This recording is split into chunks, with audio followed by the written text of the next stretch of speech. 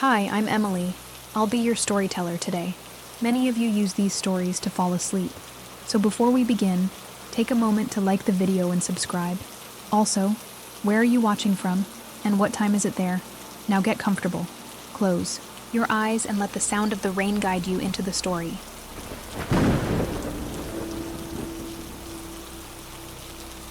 The crunch of gravel under my tires was the sweetest sound I had ever heard. A definitive end to a chapter of my life I was all too eager to close. Leaving the city behind wasn't just a move, it was an amputation. I cut away the noise, the suffocating crowds, the ghost of a relationship that had haunted my every corner. This small farmhouse, with its peeling white paint and slightly crooked porch, was more than a new address. It was a promise of silence, a chance to finally hear my own thoughts again. Walking through the front door for the first time as the owner felt surreal. The air inside was thick with the scent of old wood, dust motes dancing in the afternoon sunbeams that sliced through the grimy windows. It was imperfect, with floorboards that groaned in protest under my boots, and a faint, musty smell that clung to the floral wallpaper. But it was all mine. Every flaw, every creak, every square inch of this quiet, isolated space was a piece of my new, deliberate life, a foundation I could build upon. My reasons for choosing such a secluded spot were simple. I craved emptiness. For 2 years, my life had been a cacophony of arguments, forced apologies, and the relentless hum of a city that never slept. My ex had a way of filling every silence with his own anxieties, his own needs. Here, the only needs I had to answer to were my own. The quiet wasn't empty, it was full of potential. It was a blank canvas, and I was ready to paint something peaceful, something that looked like me. My first morning was a revelation. I woke not to the blare of a distant siren or the upstairs neighbors stomping around, but to the gentle, persistent chirping of sparrows outside my window. The light that filled the room wasn't the harsh, reflected glare of concrete, but a soft, golden glow filtering through the tall stalks of corn that bordered the property. I made coffee and stood on the back porch, watching the steam curl into the cool morning air, feeling a sense of peace that felt both foreign and deeply familiar. The cornfield was the dominant feature of the landscape, a vast, rustling ocean of green and gold that stretched out to meet the tree line at the far end of the property. The previous owners had let it go fallow for the season, but it stood tall and dense, a living wall that buffered me from the rest of the world. The sound it made was a constant, a soft, dry whisper that was somehow both calming and alive. It was the breathing of the land, a steady rhythm for my new life. And in the middle of that golden sea stood the Scarecrow. I had first seen it from the car, a lanky, solitary figure posted in the heart of the field. It was a classic, almost cliché piece of Americana, and I found it strangely charming. It was a testament to the farm's history, a silent guardian who had watched over countless seasons of growth and harvest. From the porch, it was just a dark shape, a cross-shaped silhouette against the endless rows of corn, unmoving and eternal. Later that day, my curiosity got the better of me. I walked a path into the field to get a closer look. Up close, it was less charming and more pathetic. Its head was a stained burlap sack, cinched at the neck with a thick piece of twine, with 2 mismatched buttons sewn on for eyes. Its flannel shirt was bleached and torn by years of sun and rain, and straw stuffing burst from its cuffs and gut. It was a forgotten thing, left to slowly rot and return to the earth it once protected. The first week was a blur of productive labor. I unpacked, boxes that had been sealed for months, rediscovering parts of myself I thought I had lost. I scrubbed the floors, painted the bedroom a soothing shade of sage green, and spent hours pulling weeds from the small patch of earth by the porch, planting a vegetable garden. Every task was a meditation, a physical act that quieted the lingering noise in my head. I was building a home, not just with furniture, but with effort and intention.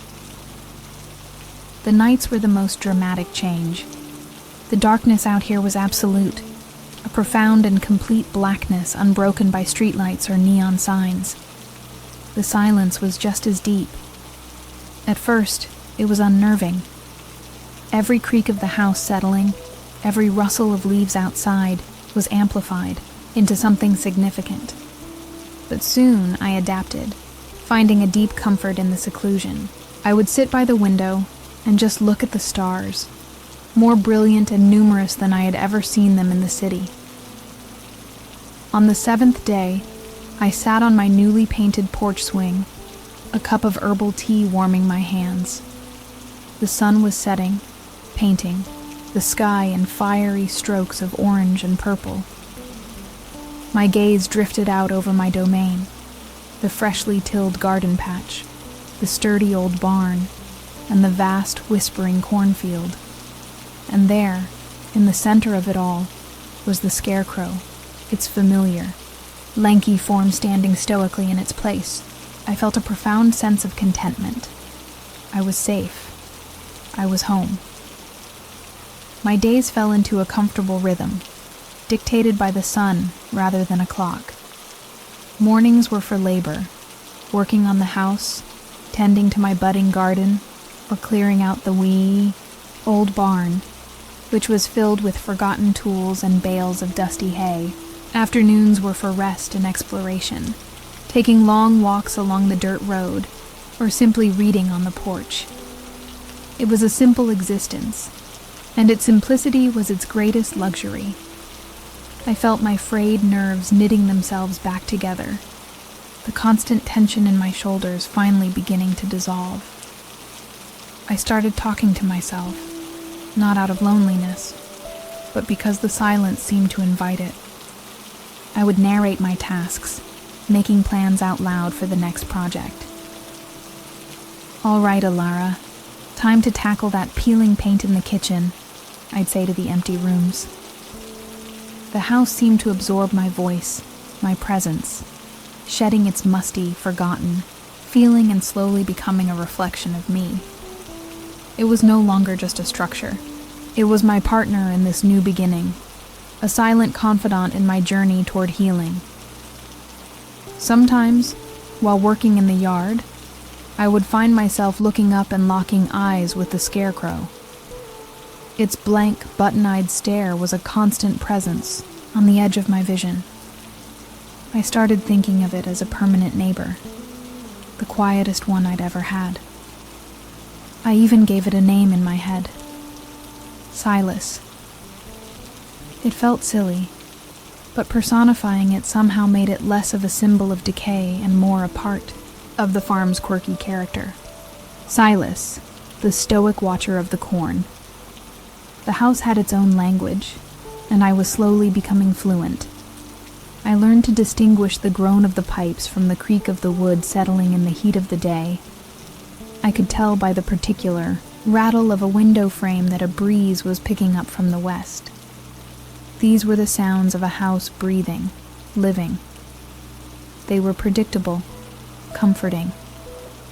At night, they were a lullaby, a stark contrast to the unpredictable, often alarming sounds of my old apartment building. I made a habit of checking the mail at the end of the long gravel driveway each afternoon. It was a small ritual, but it was my only consistent link to the outside world. Bills, junk mail, and the occasional postcard from my sister, asking if I'd lost my mind out there in the sticks yet. I'd smile, pen a quick reply assuring her I was saner than I'd been in years, and walk back, the dust of the road puffing up around my ankles, feeling utterly content in my isolation. One afternoon, a delivery truck arrived, bringing the last of my belongings from a storage unit in the city.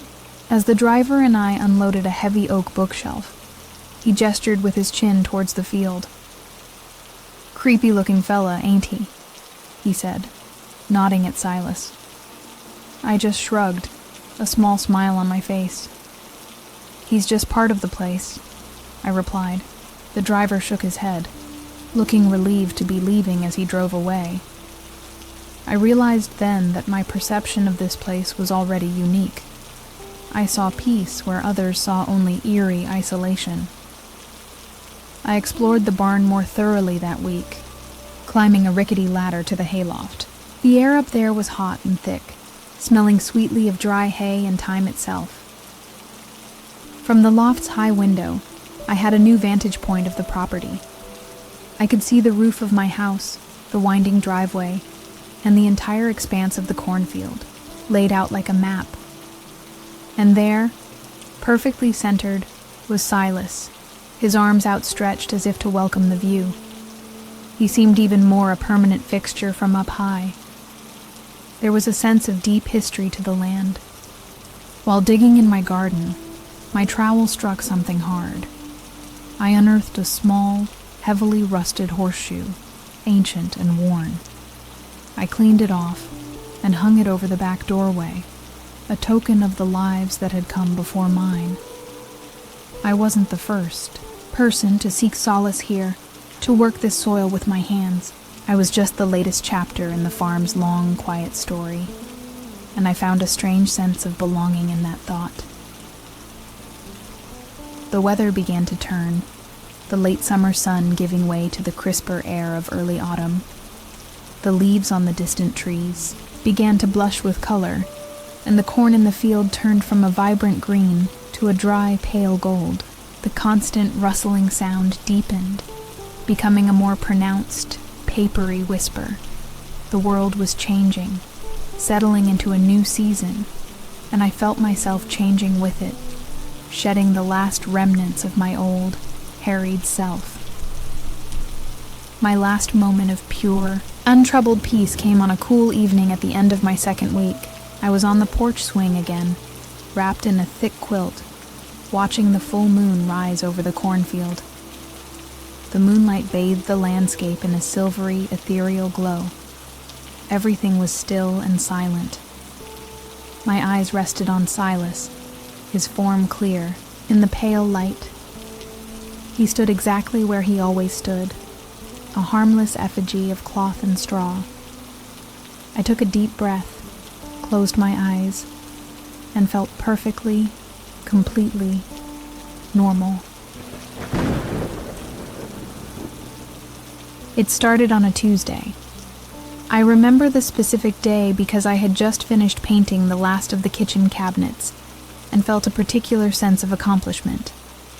I was washing my brushes at the sink, gazing out the window that overlooked the back of the property. The view had become my daily mural, the porch, the yard, the golden ocean of corn, and Silas standing his silent watch. But something was off. It was a subtle, almost imperceptible difference, the kind of thing you feel before you truly see it. I dried my hands and squinted, leaning closer to the glass. It was the Scarecrow. Its head, the lumpy burlap sack I had examined so closely, was tilted. Before, it had stared straight ahead, its button eyes fixed on the distant tree line. Now its gaze was angled slightly downward and to the left, almost as if it were looking directly at my newly planted garden patch near the porch. It was a small change, but on a figure that had been perfectly static for weeks, it was jarring. My immediate rational thought was the wind. We'd had a blustery night, strong enough to rattle the window frames and send leaves skittering across the yard. Of course, the wind could have shifted it. The head was just a sack tied on with old twine. It was probably loose. I told myself this, with a firm internal voice, the same voice I used to convince myself I didn't need a second piece of cake. It was logical. It was sensible. It had to be the wind, but a little prickle of unease had taken root. I couldn't shake the image. The new angle of its head gave it a completely different character. It was no longer a stoic, vacant guardian. Now it looked inquisitive, almost thoughtful. The way the afternoon light fell across its features created new shadows that made the stitched-on smile seem less like a cheerful grin and more like a knowing smirk. I shook my head, annoyed with my own runaway imagination. I was spending too much time alone. That night, I was woken by a sound. There was a soft, scraping noise, like fingernails being dragged slowly across a wooden board. It came from the direction of the back of the house. I lay perfectly still in my bed, listening, my heart suddenly beating a little faster. The house was old, I reminded myself. It was probably just a tree branch brushing against the siding, stirred by the breeze. I strained to hear it again, but there was only the familiar, deep silence of the countryside. I forced myself to get out of bed and check. Standing in the darkened kitchen, I peered out the window into the moonlit yard. Everything was still. The corn was a wall of silver and black, unmoving in the calm night air. And Silas stood in his place, a motionless silhouette. I couldn't make out the exact angle of his head from this distance, but his presence was unchanged. I felt a wave of foolishness wash over me. A city girl, spooked by the sounds of an old farmhouse. For the next few days, I deliberately avoided looking too closely at the Scarecrow. I kept my gaze averted when I was outside, focusing on my chores with a forced intensity. But it was like trying not to think about a pink elephant. Its presence loomed at the edge of my awareness, a silent question mark in the middle of my peaceful sanctuary. I was annoyed with myself for letting such a small thing disrupt the tranquility I had worked so hard to build. It was just a sack of straw. Then, on Friday, I was returning from my mailbox at the end of the drive. As I walked toward the house, I had a clear, direct view of the field. There was no denying it now. The Scarecrow's head had moved again. It was no longer looking at the garden. Now, it was tilted slightly upwards, its button eyes aimed directly at my bedroom window. The change was as small as before, but it was precise, deliberate. This wasn't the random shifting of the wind. A cold, not formed in the pit of my stomach. The wind doesn't make things look up. The wind tosses things about randomly. It doesn't create a clear line of sight.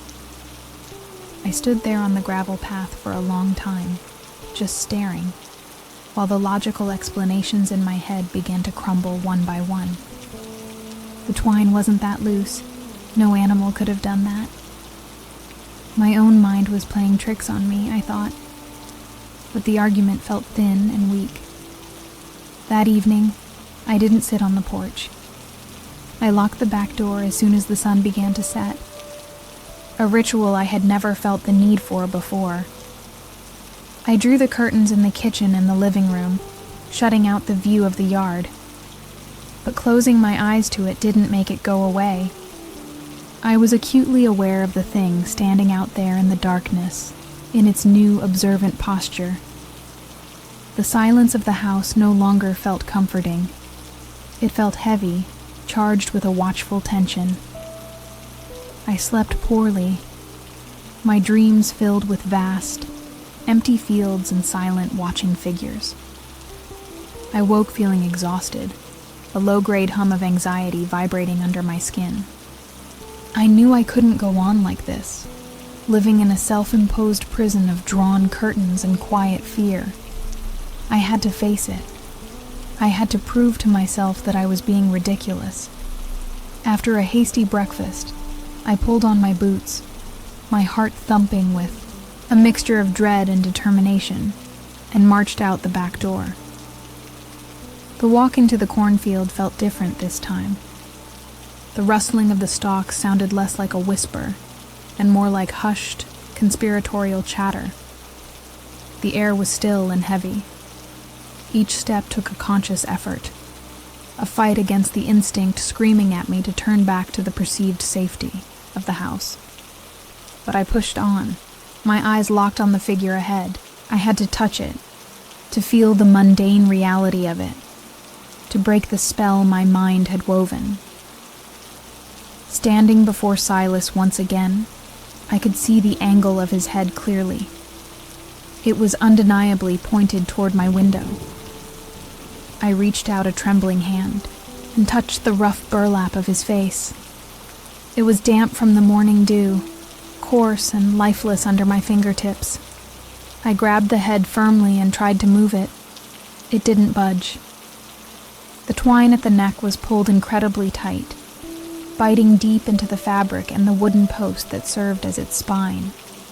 It would take significant, deliberate force to change its position. I circled the Scarecrow, my boots sinking slightly into the soft earth. I was looking for tracks, for any sign that a person or a large animal had been there. There was nothing.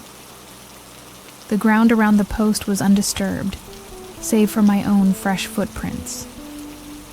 There was no logical explanation. No wind, no animal, no prankster could have done this without leaving some kind of trace. The absence of evidence was somehow more terrifying than any proof I could have found. It felt impossible. A new, chilling thought entered my mind. Maybe it wasn't the head that had moved. Maybe the entire post had rotated slightly in the ground. I knelt, digging my fingers into the dirt around the base of the thick wooden pole. It was sunk deep into the earth, solid and unmoving as a rock. I pushed against it with all my weight, grunting with the effort. It was completely immobile. My last desperate rationalization evaporated into the cool morning air, leaving me with a cold, hard certainty. I was not imagining things. I backed away slowly, my eyes never leaving the Scarecrow. It seemed to loom larger now, its posture no longer just observant, but possessive. It was watching my house. It was aware. The button eyes, once just a quaint, folksy detail, now felt like malevolent, unblinking pupils fixed on my life. The stitched grin was a grotesque parody of mirth, a silent mockery of my growing terror. I turned and walked back to the house, my pace quickening with each step until I was nearly running. That afternoon, the silence I had once craved became my enemy. Every creak of the floorboards made me jump. Every gust of wind rattling the windows sounded like an attempt to get in. I kept the radio on, needing the noise of music and human voices to drown out the oppressive quiet and the frantic thumping of my own heart. The sanctuary I had built had been violated, not by a physical intrusion, but by a psychological one. I no longer felt alone. I felt watched. I tried to call my sister, Sarah. I dialed her number, my finger hovering over the call button. What would I even say? The Scarecrow on my farm is moving by itself. She would think I was having a breakdown, that the isolation had finally gotten to me. She would probably insist on driving out, her face a mask of patronizing concern. I couldn't bear that. I couldn't bear being looked at as if I were crazy. I deleted the number and threw my phone onto the couch. As dusk fell, I found myself drawn to the kitchen window again, as if compelled to check. I peeked through a slit in the curtains. In the fading light, the Scarecrow stood exactly as it had that morning, its head still angled toward my bedroom. Nothing had changed. And yet, that lack of change was almost worse. It was patient. Whatever. This was It was patient. It was content to watch, to let the fear take root and grow inside me, nurtured by my own imagination. I went to bed that night but didn't sleep. I lay with the covers pulled up to my chin, staring at the ceiling, listening.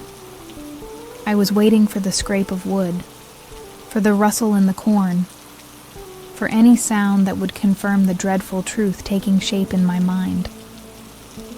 The peace was gone, replaced by a constant, gnawing dread.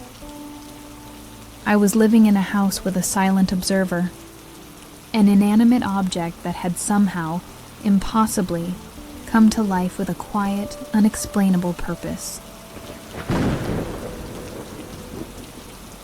For nearly a week, nothing changed. The Scarecrow, Silas, remained in his position, head angled towards my bedroom, a silent, unmoving monument to my anxiety. A strange sort of tense normalcy returned. I learned to live with the drawn curtains and the radio that was always on. I told myself it was a phase, a temporary bout of paranoia brought on by the stress of the move and the profound isolation. I almost started to believe it. I clung to the hope that one morning I would wake up and the fear would simply be gone. That hope was shattered on a gray, overcast morning. I woke up with a feeling of deep unease, the kind that settles in your bones for no discernible reason. I lay in bed for a long time, listening to the silence, which felt different today. It felt heavier, emptier. Finally, I forced myself up and went to the kitchen to make coffee, deliberately keeping my back to the window. I wasn't ready to face the field. Not yet. I would have my coffee, read a chapter of my book, and then I would be brave. But bravery had nothing to do with it. As I stood at the counter, waiting for the coffee to brew, a flicker of movement in my peripheral vision made me freeze. It wasn't a real movement, but a change in the landscape, a disruption of the familiar pattern I had memorized. My heart hammered against my ribs. Slowly, as if moving underwater, I turned to face the window. And then I saw it. The view was wrong, utterly, fundamentally wrong. Silas was closer. It wasn't a dramatic leap. He wasn't suddenly at my porch. But he had moved a significant distance, perhaps 50 feet, from his original position deep within the field. He now stood at the edge of the first dense rows of corn, much nearer to the open yard that separated the field from my house. The empty space between us had shrunk. He was still far enough away to seem non-threatening to a casual observer. But to me, who had studied his every detail, it was a terrifying seismic shift. My coffee forgotten, I stumbled out the back door, my bare feet cold against the damp wood of the porch. I needed to be sure.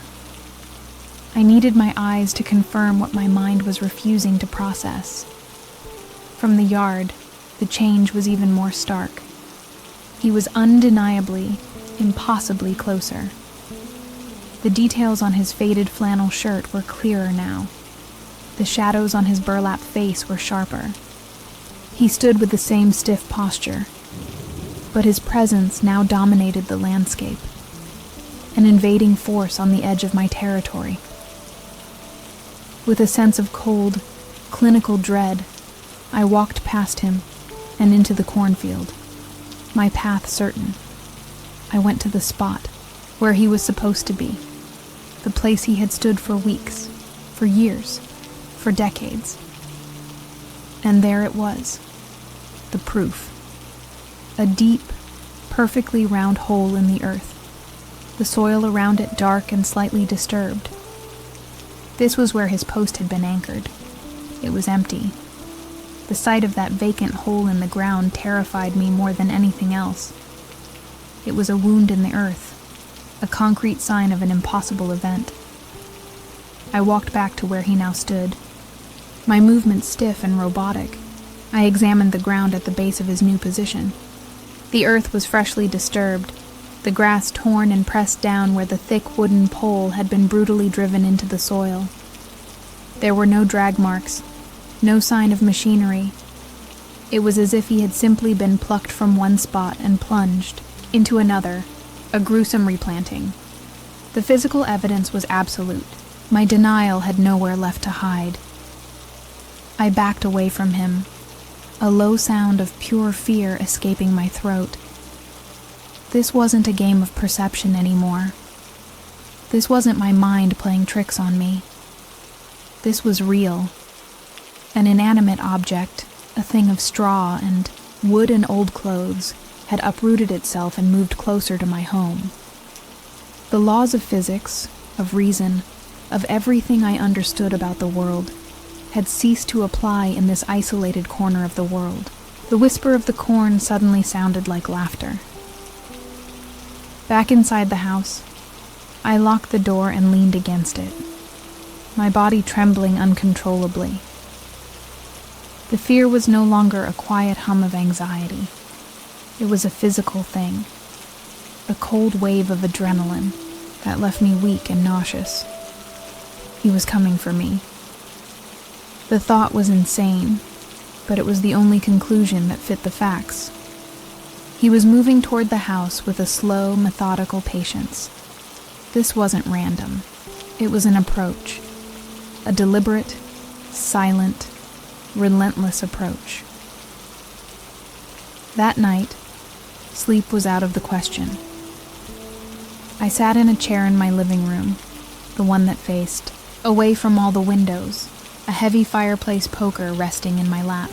Every sound from outside, the hoot of an owl, the skittering of some small creature, was the sound of him, of Silas, pulling himself from the earth again and taking another step, another 50 feet, toward my door.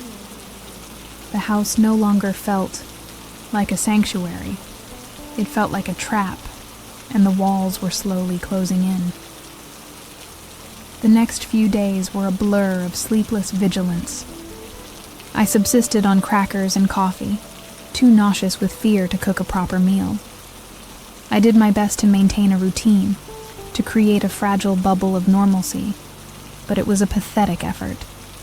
I would wash the dishes while constantly glancing over my shoulder at the curtained kitchen window. I would try to read, only to find I had been staring at the same page for 20 minutes, my mind instead mapping the distance from the cornfield to my back door. I began talking to him, my voice a low, trembling whisper in the empty house. "What do you want?" I would ask the silent, curtained windows. "Just leave me alone, please." It was a descent into a kind of madness, pleading with an inanimate object. But the alternative, to believe that some unknown person was moving it in the night, was somehow even worse. A human antagonist has limits, reasons. This thing, this silent, methodical horror, felt limitless and utterly alien in its motivation. Then, 2 days after the first move, it happened again. I had finally drifted into a shallow, unrestful sleep in the living room chair. I woke with a start, the morning light gray and weak. My neck ached, but a deeper ache of dread pulsed through me. I crawled to the edge of the living room window and peered through the smallest of gaps. He had moved. He was another 20 feet closer, now standing fully in the open yard, well clear of the corn. The pretense of him belonging to the field was gone. He was in my space now. This time, I didn't go outside. The thought of getting closer to it, of seeing the fresh hole in my own yard, was more than I could bear.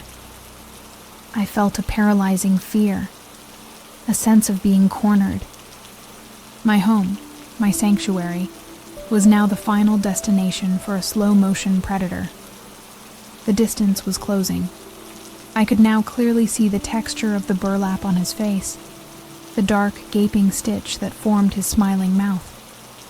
He was close enough that I felt he could see me too. That afternoon, I found the first concrete sign that the boundary of my home had been breached. As I stood by the back door, checking the lock for the 10th time, my eyes fell on a small object on the doormat. It was a single, dry piece of straw. It was identical to the kind of straw that was bursting from the Scarecrow's cuffs. It wasn't there this morning. There was no wind. It lay there, a tiny, terrifying calling card, a message that said, "I was here. I touched your door." My breath hitched in my throat. I stared at the piece of straw as if it were a venomous snake. The implications were shattering.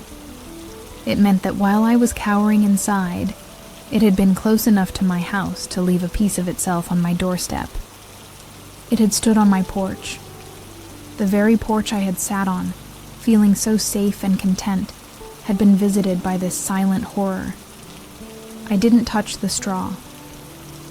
I slammed the door shut and threw the deadbolt with a loud, final-sounding thud. The rest of the day was spent in a frantic, paranoid state. I dragged a heavy armchair in front of the back door and a dresser in front of the front door. I went from room to room, checking the latches on every single window, my heart pounding at the thought that one might be unlocked. The house was no longer a home. It had become a fortress, and I was its sole, terrified defender. I was preparing for a siege, an assault from an enemy that shouldn't, by any law of nature, even exist. My mind raced, desperately searching for a lifeline. Police? What would I show them? A scarecrow in my yard, a piece of straw? They would take one look at my barricaded doors and my terrified eyes, and they would call for a psychiatrist, not backup. I could almost hear their calm, patronizing voices, suggesting I wasn't cut out for country living. The realization that I was utterly and completely on my own was a crushing weight. No one would believe me. No one could help me. As darkness fell, I huddled in the center of the living room, away from all doors and windows, the fireplace poker held tight in my sweating palms. The sun set on a world that was fundamentally different from the one I had known a week ago. My reality had been rewritten into a horror story, and I was its only character. The quiet of the night descended, no longer peaceful, but predatory. It was a blanket under which my stalker could move, unheard and unseen. I sat there through the long, dark hours, listening. My fear had solidified into a new state of being. It was no longer about a potential threat. It was about an active one. My denial was gone, my rationalization shattered. All that was left was the cold, hard knowledge that a thing made of cloth and straw was walking toward my house in the dark, and the chilling, unanswered question of what it would do when it finally reached my door. The sky had been a bruised purple all afternoon, the air thick and heavy with unspoken promises of violence. I watched the storm clouds gather on the horizon from my living room window, a fortress of one. The weather forecast had called for a severe thunderstorm, and for the first time since moving here, the prospect of being snowed in or cut off felt like a blessing. If I couldn't get out, then perhaps nothing else could get in. My gaze kept flicking to Silas, standing in my yard, a dark statue against the churning gray sky. As the first fat drops of rain began to splatter against the window panes, the wind began to howl, a low, mournful cry that seemed to seep through the very walls of the house. The cornfield swayed and thrashed, no longer a whispering ocean, but a roaring, chaotic sea.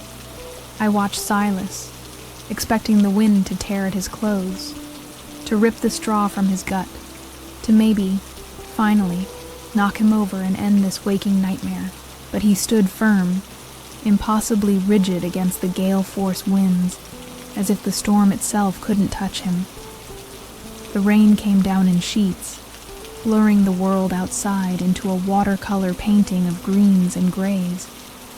The sound was deafening, a constant, pounding roar on the roof that drowned out all other noise. It was isolating. The world beyond my property ceased to exist, swallowed by the storm.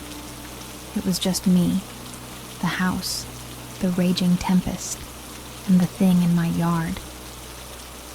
I hugged my knees to my chest, my knuckles white, a prisoner watching her warden through the bars of her window. I must have sat there for an hour, my eyes burning from staring so intently, trying to pierce the veil of rain. Every so often, the wind would gust so hard the lights inside would flicker, making my heart leap into my throat.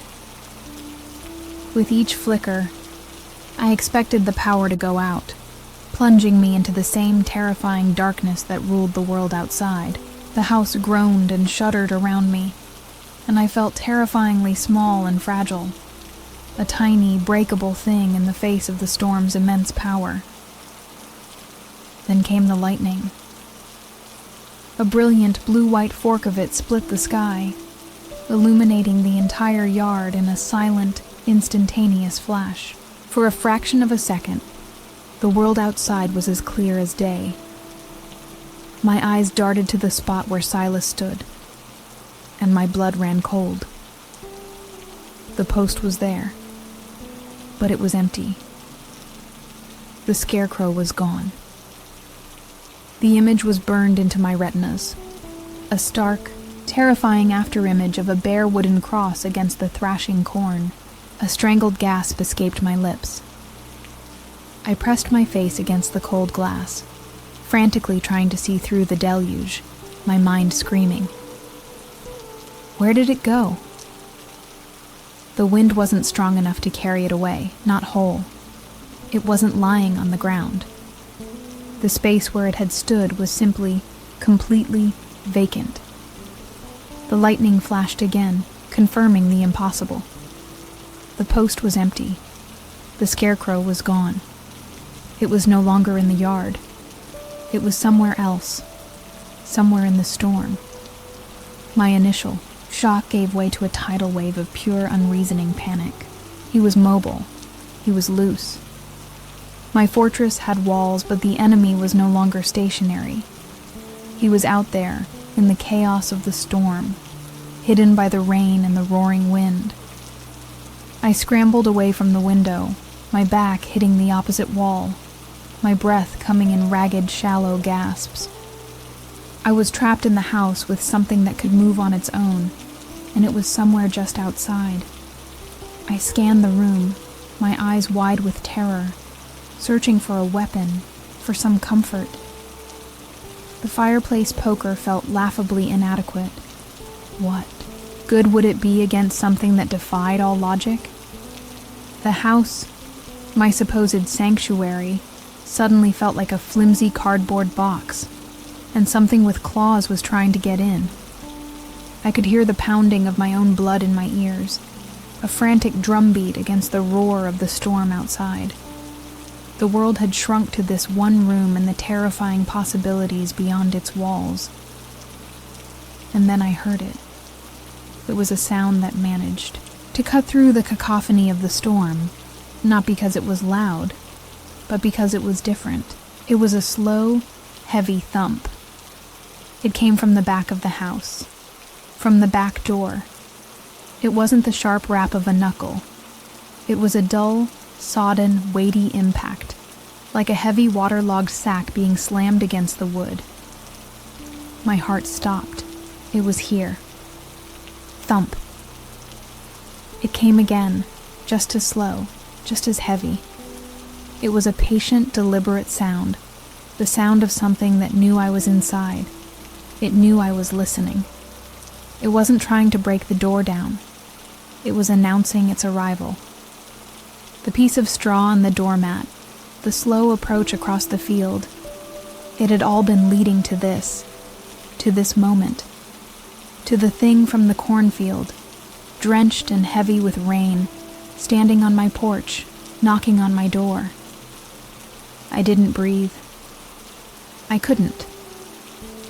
My lungs were paralyzed, and my entire body was locked in a state of rigid terror.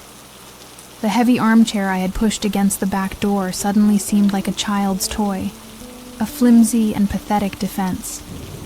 The thump had been so heavy, so full of substance. I could almost feel the vibration of it through the floorboards, a physical manifestation of the dread that was coursing through my veins. It was waiting. I was sure of it. Then, silence. The knocking stopped. The only sound was the roar of the storm and the frantic, useless beating of my own heart. The silence was somehow worse. It was a listening silence, a waiting silence. My mind conjured a horrific image of the Scarecrow, its burlap face pressed against the door, its button eyes somehow peering through the wood, seeing me cowering in my own home. It was playing with me, a cat waiting for the mouse to make a mistake. A terrible, self-destructive curiosity took hold of me. I had to know. I had to see. I slid off the chair and onto the floor, moving with a slowness that felt agonizing. I crawled across the living room carpet, the fireplace poker clutched in my hand, its weight doing nothing to reassure me. Every creak of the floor under my weight was a gunshot in the tense silence. My target was the peephole in the back door, a tiny glass eye into the heart of the storm in my terror. Reaching the door, I pressed my ear against the wood, listening. There was nothing but the drumming of the rain. It could have gone. The thought was a tiny, fragile spark of hope. Maybe it had given up. Maybe it had wandered back to the field.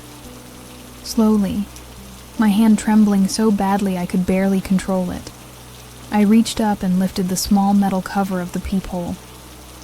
I squeezed one eye shut and pressed the other to the opening, preparing myself for a sight of unimaginable horror. I saw nothing. The porch was empty. The small circle of my vision showed only the rain-swept wooden planks of the porch floor and the blurry, thrashing shapes of the trees in the yard beyond. There was no hulking figure, no burlap face, no button eyes staring back at me. A wave of dizzying relief washed over me, so potent it almost made me sick. It was gone. I was crazy. It was just the storm. It was a branch hitting the door. My mind had concocted the entire nightmare. But as that thought formed, a new sound reached me. It was faint, coming from the other side of the house, from the front door. It was a soft, scraping sound. The sound of a single stiff piece of straw being dragged across the painted wood of the front door. My blood, which had just started to warm with relief, turned to ice once more. It hadn't left. It had just moved. It had silently circled the house while I was focused on the back. I scrambled backwards on my hands and knees, my eyes wide, staring at the front door, at the heavy dresser I had pushed in front of it. The scraping stopped. It was replaced by a soft, metallic rattle, the doorknob. It was jiggling the doorknob. It was a quiet, exploratory sound, a gentle testing of the lock. This wasn't a mindless monster. This wasn't a random event. This was intelligent. It was methodical. It was testing my defenses, looking for a way in. The rattling stopped. The scraping did not return. Once again, there was only the sound of the storm. But this time, there was no relief. I knew it was still out there. A silent, mobile predator circling my house. Its motives a terrifying enigma. The brief, shocking confrontation was over, but it had changed everything. The threat was no longer a creeping dread in the field. it was a physical entity that had knocked on my doors and tested my locks. I spent the rest of the night huddled in the space between the two barricaded doors, a terrified sentry in the war for my own home. The storm eventually broke, giving way to the gray light of dawn. But the storm inside me continued to rage. The fundamental rules of my world had been broken. Objects were not supposed to move on their own. The line between the real and the impossible had been erased, and I was stranded on the wrong side of it. The sun rose, but it brought no comfort. I was a different person than I had been 24 hours ago. The woman who had sought peace and quiet was gone, replaced by a haunted, paranoid survivor. The first phase of this horror was over. The denial was gone. The threat was established. I now knew, with absolute certainty, that I was being hunted by the Scarecrow. And I knew that this was only the beginning. Dawn broke, painting the ravaged landscape in pale, watery shades of gray and yellow. Sleep had been a foreign country I couldn't visit. I moved through my house like a ghost, every muscle aching with tension, the fireplace poker still clutched in my hand. The storm had passed, leaving behind a world that was washed clean but felt dirtier than ever. The fear from the night was no longer a sharp, frantic panic. It had cooled and solidified into something hard and heavy in my chest. A grim, cold resolve. I would not be a mouse in a trap. My first task was to assess the damage, to see the evidence of the night's siege in the clear light of day. I unblocked the back door, my movement slow and deliberate, and stepped out onto the porch. My eyes immediately found the dark, muddy marks on the door, right where I had heard the thudding. And there, tangled in the splinters of the wood, were a few strands of wet, dark straw. They clung to the door like parasites, a tangible residue of my nightmare. The sight validated my terror, and in a strange way, it empowered me. I circled the house, my boots sinking into the soft, rain-soaked lawn. The front door bore similar marks, faint scratches around the doorknob and more of that cursed straw pressed into the welcome mat. I followed the perimeter, my eyes scanning the ground, and then I saw it. The empty hole in the yard where Silas had last stood before the storm. A few feet away from it was another hole, the original one, deeper in the field. The path between them was a trail of unnaturally deep, round impressions in the mud, as if a heavy pole had been used as a walking stick. The sight of that trail, the footprints of a walking scarecrow, erased any lingering doubt. My mind was not broken. I was not crazy. I was being targeted by something impossible. Standing there, in the quiet morning air, a plan began to form. It was a plan born not of hope, but of sheer, desperate necessity. If the world outside my walls was no longer safe, then I would make the world inside them a fortress. I would turn my fragile farmhouse into a stronghold that nothing, living or otherwise, could breach. I didn't bother to shower or change. I grabbed my keys and my wallet, got in my car for the first time in what felt like an eternity, and drove. The 40-minute trip to the nearest town with a hardware store was a blur. My mind was a checklist of defenses: heavy-duty deadbolts, steel window bars, floodlights, and the most important thing of all, cameras. I needed eyes. I needed to be able to see every corner of my property without having to press my face to the glass like a terrified child. In the brightly lit aisles of the hardware store, I must have looked like a madwoman. My hair was a mess. My eyes were wide and bloodshot, and I was piling my cart high with enough security equipment to fortify a small prison. The cashier gave me a strange look as he scanned the items. "Expecting trouble?" he asked with a nervous chuckle. "Just being cautious," I replied, my voice flat and cold. I paid in cash, wanting to leave as little of a paper trail as possible. The rest of the day was a frenzy of labor. I was no expert, but fear was a powerful motivator, and the instruction manuals were clear enough. I started with the doors, installing new long-throw deadbolts on the front, back, and even the cellar door. The scrape and turn of the drill, the satisfying finality of a screw being driven into place. Every action was a blow against the helplessness I had felt during the night. I was no longer just waiting. I was fighting back. Next came the windows. The steel bars I bought were ugly, brutal things that made my charming farmhouse look like a correctional facility, but I didn't care about aesthetics anymore. I bolted them into the frames of every ground floor window, creating a cage of my own design. I was sealing myself in, but I was also sealing it out. With each bar I secured, I felt a layer of the night's raw terror being replaced by a thin, fragile shell of security. Then, the cameras. I installed 4 of them, small, weatherproof domes that I positioned carefully to cover every angle of approach. One for the front porch and driveway, one for the back porch and yard, one aimed at the side of the house near the barn, and one looking directly out into the cornfield. Its lens focused on the empty post where this all began.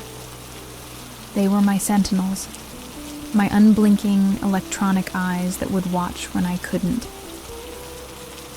As dusk began to settle, I completed my work. I sat at my kitchen table, where I had set up a small monitor that cycled through the 4 camera feeds. The house was locked down tight. The windows were barred. Motion-activated floodlights were ready to blaze to life at the slightest disturbance. For the first time in days, I felt a flicker of something other than fear. It was a sense of control. I had built my fortress. Now, all I had to do was wait and watch. That first night in my newly fortified home was a strange experience. I didn't sleep in my bed. I stayed in the kitchen, my eyes glued to the quad-split screen of the monitor. The world outside was reduced to 4 silent black and white squares. I watched the wind move the branches of the trees. I saw a raccoon amble across the driveway, its eyes glowing in the infrared light. Every mundane event was a potential threat that I analyzed with obsessive focus. But the main threat, the Scarecrow, was absent. The yard remained empty. A new routine began to form, one dictated by paranoia. Mornings were for perimeter checks, where I would circle the inside of the house, ensuring every lock was secure and every window bar was solid. The monitor was my constant companion, its low hum the new soundtrack to my life. I ate my meals in front of it, my eyes flicking between my plate and the silent grayscale images of my property. My world had shrunk to the size of these 4 walls and the electronic views they provided. The camera pointed at the cornfield became my primary focus.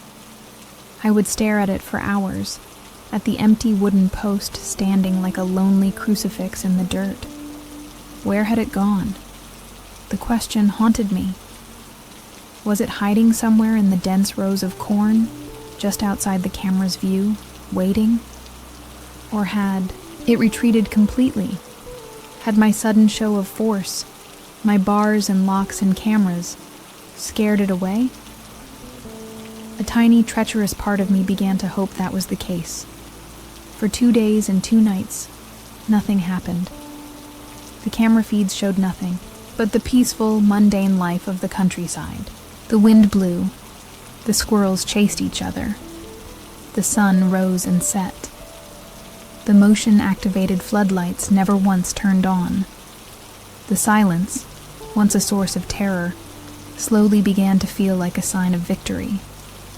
My fortress was holding. The silence meant I was safe. The silence meant I had won.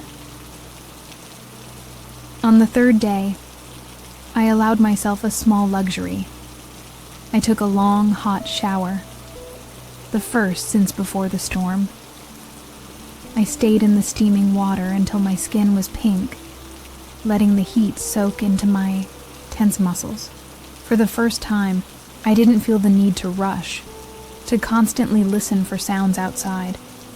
My cameras were watching for me. My bars and locks were protecting me. I was reclaiming a small piece of my former life, a tiny sliver of normalcy. That afternoon, I even did some gardening. I didn't go far into the yard, staying close to the back porch, but the simple act of sinking my hands into the soil felt revolutionary. I was outside again. I was no longer a prisoner. I kept the monitor visible through the kitchen window, glancing at it every few minutes. But the constant gnawing fear had subsided into a more manageable, low-level vigilance. I was starting to believe I could live here after all. My rational mind, which had been so brutally suppressed, began to tentatively offer explanations again. Perhaps it had all been a series of elaborate pranks by some local kids. They had seen a lone woman move in and decided to haze her. The storm had been their grand finale, and now that they saw the bars and cameras, the game was over. It was a flimsy theory, full of holes, but it was a comforting one. It was a story with a human, understandable antagonist. I made myself a real dinner that night, my first in almost a week. I even opened a bottle of wine. I ate at the kitchen table, the security monitor still glowing in the corner, but it felt less like a command center and more like a high-tech baby monitor. It was a tool, not a lifeline. I was the one in control. The fear was a memory, a traumatic event that I had survived and overcome. I had faced the impossible, and I had successfully defended my home against it. That night, for the first time since the storm, I slept in my own bed. I locked my bedroom door, a habit I would likely never break, but I felt a sense of profound security. My fortress was complete. My unblinking sentinels were on watch. The house was silent, but it was the old, peaceful silence, not the new, predatory one. I drifted off to sleep feeling exhausted but safe. I believed the worst was over. I was wrong, of course. My security was an illusion, my victory a joke. I had built a fortress to defend against a physical threat, a monster that would try to break down my door. But the real enemy wasn't interested in brute force. It was smarter than that. It wasn't just trying to get into my house. It was trying to get into my head. And its next move would prove that my locks and cameras were nothing more than a child's playground. My brief respite lasted for 4 blissful days. I started to feel like myself again, the muscle memory of normalcy slowly returning. I even began to unpack some of the last boxes, the ones filled with sentimental items I hadn't had the emotional energy to face before. I found old photo albums, my mother's favorite vase, a small, worn teddy bear from my childhood. These were pieces of my history, and placing them around the house made it feel less like a fortress and more like a home again. My security system hummed quietly in the corner, a reassuring presence. The first sign that my peace was built on a lie came on the 5th night. I was woken around 3 a.m. by a sound that wasn't a sound. It was a sudden lack of one. The low electronic hum from the security monitor in the kitchen had ceased. I got out of bed, a familiar prickle of unease on my skin, and went to check. The screen was black. all 4 camera feeds were dead. My heart started to pound a frantic rhythm against my ribs. I checked the power cord, the outlet, everything. It was all plugged in, all secure.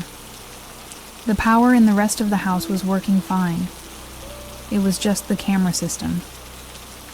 As I stood there, my mind racing through a dozen terrifying possibilities, the screen suddenly flickered back to life. The 4 familiar grayscale quadrants reappeared.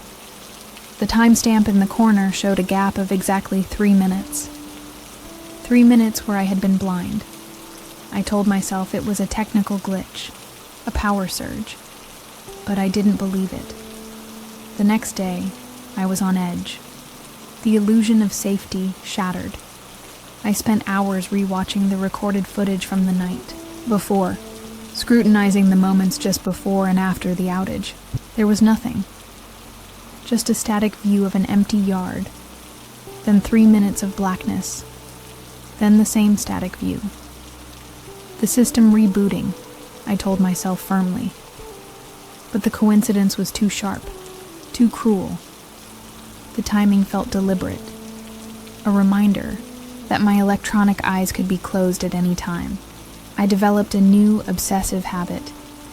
I would not only watch the monitor, but I would also cross-reference it with the actual view from the windows. I'd look at the screen showing the front yard, then peek through the living room curtains to confirm the reality. It was a maddening, redundant process, but I felt compelled to do it. The cameras were no longer a trusted source. They were just one version of the story, and I suspected something was happening in the blind spots. And that's how I saw it. I was in my bedroom, whose side window gave a slightly different angle on the cornfield than the camera I had installed. I glanced at the monitor. The camera feed showed the empty post, as it always did. But then I looked out the actual window. My heart seemed to stop in my chest.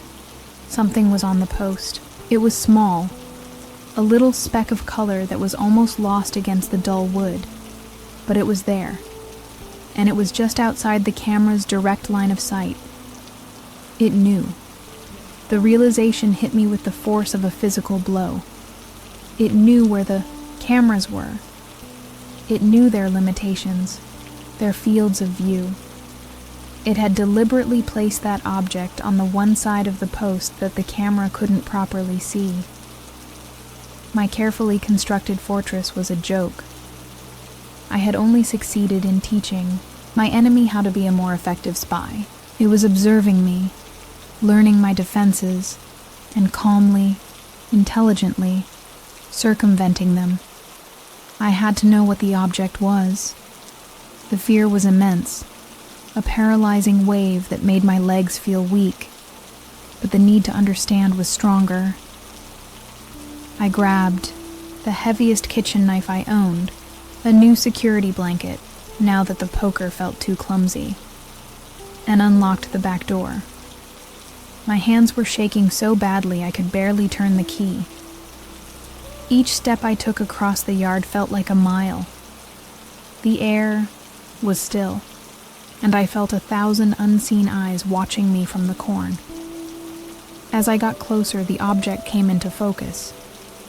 It was a flash of faded pink and worn brown fabric. My mind went blank with confusion for a second, and then a tidal wave of nausea and horror washed over me. I recognized it. It was the teddy bear from my childhood, the one I had just unpacked 2 days ago. The one that was supposed to be safely tucked away on a shelf in my locked bedroom, inside my locked house. It was impaled on a large, rusty nail that had been driven into the top of the post. Its button eyes stared at me with the same blank expression I knew so well, but its context was a desecration. It was a message. It wasn't just that the Scarecrow could get past my locks and cameras. It was that it had been inside my house. It had been in my bedroom. It had walked through my home, taken something precious and personal, and placed it outside as a trophy. I stumbled backward, the kitchen knife falling from my numb fingers and landing softly in the dirt. My sanctuary had been invaded in the most intimate way possible. This wasn't just a threat anymore. It was a violation. A presence had moved through my locked doors, walked my hallways, entered my bedroom while I slept, and breathed the same air. It had sifted through my personal history and selected a target, an object of pure sentiment, to use as a weapon against me. The message was brutally clear. Nowhere is safe. With a surge of horrified energy, I yanked the teddy bear off the nail, the old fabric tearing slightly. I ran back to the house, my mind a screaming vortex of terror and disbelief. I slammed the door, bolting it behind me, and then I began my frantic search. I went from window to window, door to door, checking every lock, every bar. They were all exactly as I had left them, secure, bolted from the inside. There was no broken glass, no splintered wood, no sign of forced entry whatsoever. The impossibility of it was a physical weight, pressing down on my chest and making it hard to breathe. This was the work of a ghost, a phantom that could walk through walls. The 3-minute camera outage wasn't a glitch. It was a window of opportunity, a moment of manufactured darkness for it to do its work unseen. It had disabled my eyes, slipped inside my fortress without leaving a trace, and then slipped out again, leaving only its terrifying calling card behind. This wasn't just about getting to me. This was a game, a cruel, sadistic, psychological game. The entity wasn't a mindless beast trying to break in. It was an intelligent, calculating tormentor. It was showing off. It was demonstrating its complete and utter power over me and my environment. It was proving that my bars, my locks, my cameras, all my desperate attempts to regain control, were meaningless. It could get to me whenever it wanted. I stood in my kitchen, the damp, violated teddy bear clutched in my hand. It felt contaminated, its comforting form now a symbol of my absolute vulnerability. The memories associated with it, of childhood safety, of my mother's love, were now tainted with the cold touch of this horror. A surge of pure, hot rage cut through the fear. It was a rage born of helplessness, of being so completely and utterly played with. I would not keep its trophy. I marched to the fireplace, threw the little bear onto the cold grate, and stuffed newspaper and kindling around it. I struck a match with a shaking hand and lit the paper. The flames caught quickly, licking at the worn fabric. I watched as the button eyes melted, and the stitched smile blackened and curled into a grimace. The smell of burning cloth and synthetic stuffing filled the room, a foul, acrid incense. I was destroying a piece of my past to spite a monster, and the act felt both powerful and deeply pathetic. As the last of the bear turned to black ash, the rage subsided, leaving behind a new and more terrifying kind of fear. The locks couldn't stop it. The bars couldn't stop it. What was I supposed to do now? If it could come and go as it pleased, was I ever truly alone in the house? Was it hiding in a closet? Under the bed? In the dark corners of the cellar? The house itself, my only defense, now felt like it could be a part of the trap. The nature of my paranoia shifted. Before, I was afraid of what was outside trying to get in. Now, I was terrified of what might already be inside with me. Watching silently, from the shadows, I began to see threats in every corner of my own home. A floorboard creaking upstairs wasn't the house settling. It was a footstep. A shadow in the hallway wasn't just a shadow. It was a figure, just on the edge of sight. My mind was turning. against me, poisoned by the entity's game. I spent that night with every light in the house on, huddled in the kitchen with the knife back in my hand. I didn't watch the monitor anymore. What was the point? The real threat wasn't what the cameras could see. The real threat was the intelligence behind the horror, an intelligence that was actively working to dismantle my sanity piece by piece. The game was escalating, and I was losing badly. My defenses had failed. My mind was cracking. I knew I couldn't survive this alone anymore. The thought of being seen as crazy, of being patronized and disbelieved, was still terrifying. But it was less terrifying than the alternative. I had to tell someone. I had to get help. Even if they thought I was insane, at least it would be a human voice, a different presence in this house of horrors.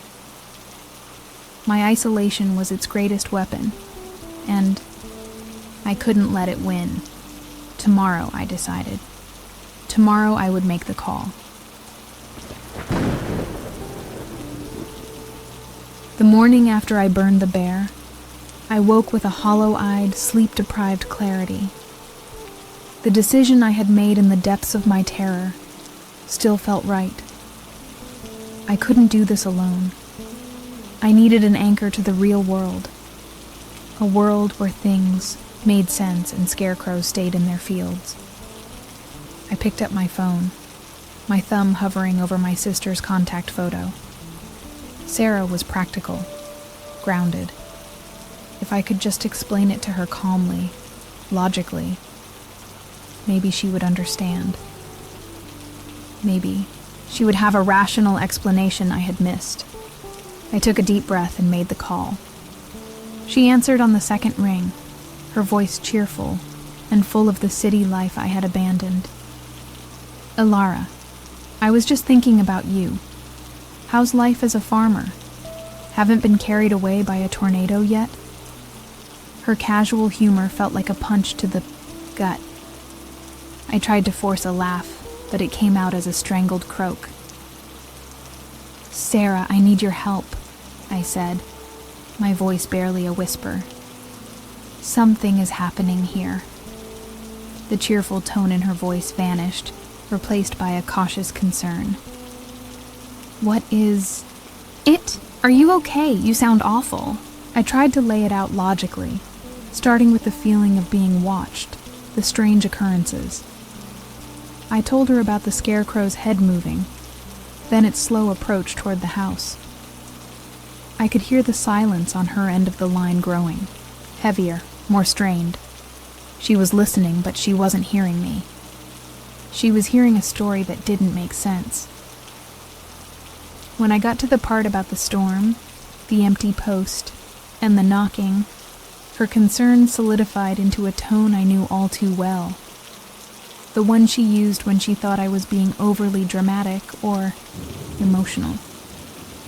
Alara, honey, old houses make noises, especially in a storm, and the wind can do crazy things.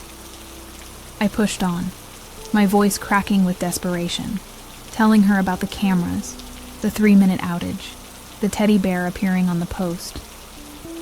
It was in my room, Sarah. It got into my locked house. There was a long pause. When she finally spoke, her voice was gentle, measured, the kind you use with a frightened child or a person on the verge of a breakdown. Okay, Alara, listen to me. You've been through a lot. The breakup, the big move, you're all alone out there. It's completely understandable that your mind might be playing tricks on you, that you're feeling a little paranoid. Every word was a dismissal, a patronizing pat on the head. She didn't believe a word of it. I felt a surge of cold, helpless anger. I am not paranoid, Sarah. I am not having a breakdown. There is something here. Something that is tormenting me. My voice rose, becoming shrill, and I knew I was only confirming her suspicions. "I'll come out this weekend," she said, her voice firm now, decisive. "I'll pack a bag and come stay with you for a few days, okay? We'll figure this out." But she didn't mean we'll figure out the mystery. She meant we'll get you some help. I ended the call, mumbling a weak excuse about needing to go. The conversation had been a disaster. I had reached out for a lifeline and had been told I was drowning in my own delusions. The isolation felt more profound than ever. My own sister, the person who knew me best, thought I was losing my mind. Her disbelief was another wall built up around me, trapping me inside with my terror. There was no help there. She was coming to save me from myself, not from the monster in my yard. But I couldn't give up. Not yet. There was one last option, the official one. The one I had been dreading because I knew how it would sound. I picked up the phone again and looked up the number for the local sheriff's department. My hand trembled as I dialed. This was my last chance for validation, my last hope that someone in a position of authority would take me seriously. I just had to present the facts, without the emotion, without the terror. When a gruff, tired-sounding voice answered, "Sheriff's Department, Deputy Miller speaking," I launched into my carefully rehearsed speech. I reported a persistent trespasser and a series of harassing incidents. I was calm, my voice steady. I described the movement of the Scarecrow as vandalism of my property. I described the teddy bear as a theft and a threat, a clear sign that someone had broken into my home. I never once said I thought the Scarecrow itself was moving. The deputy listened patiently. When I finished, he sighed, a sound heavy with the boredom of a man who has heard every strange story a rural county can produce. "All right, ma'am. I can send a car out to take a look around, but I'll be honest with you. We get calls like this from time to time. New folks moving out to the country, not used to the quiet. It's probably just kids, or your mind working overtime." It was the same dismissal, just wrapped in a uniform, but I insisted.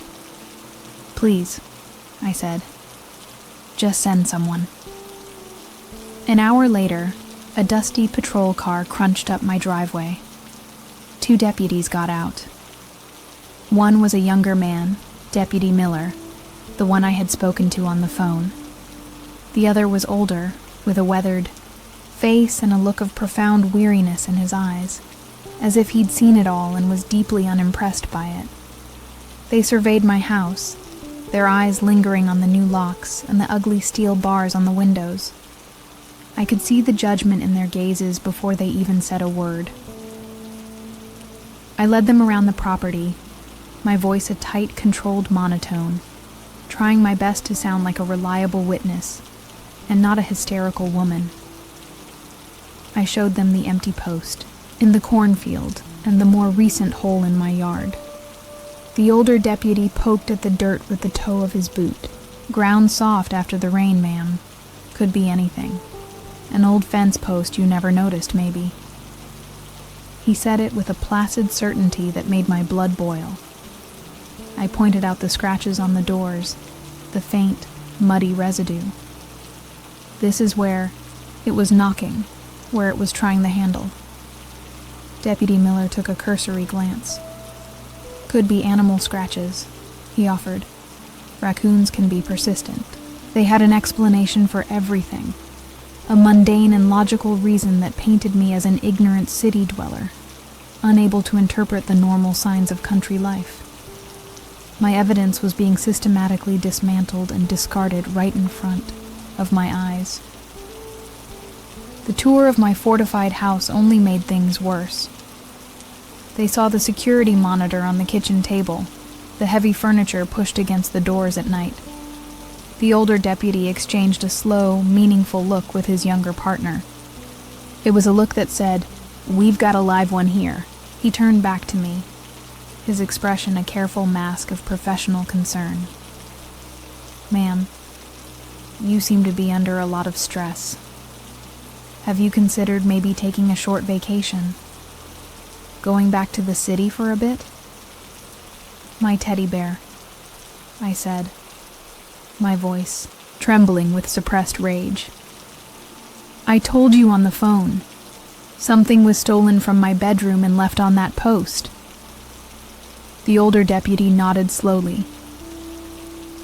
You said you burned it, is that right? So there's nothing for us to examine? The question hung in the air, thick with implication. Of course I had burned it. I had destroyed the one piece of concrete evidence in a fit of terror and rage, and in doing so, I had destroyed my own credibility. They concluded their investigation on my front porch. Look, Ms. Vance, the older deputy said, his tone dripping with condescension. There's no sign of a break-in. No credible evidence of any crime being committed. We can file a report about a possible trespasser, but honestly, there's nothing here for us to go on. His message was clear. You are wasting our time. Go back inside your cage and stop bothering us with your fantasies. I watched them get back in their car and drive away, leaving a cloud of dust in their wake. And with their departure, my last ember of hope was extinguished. I had officially been branded as unstable by the very people who were supposed to protect me. There would be no report. There would be no follow-up. My file, if it even existed, would have an invisible note attached to it. Paranoid, delusional, not a reliable source. I was completely, utterly alone. The entity had won this round decisively. It had done more than just scare me. It had successfully severed my connections to the outside world. It had used my fear to make me sound insane, turning my pleas for help into proof of my own unraveling mind. It had weaponized my own voice against me. I was isolated, discredited, and trapped. The psychological prison was now complete.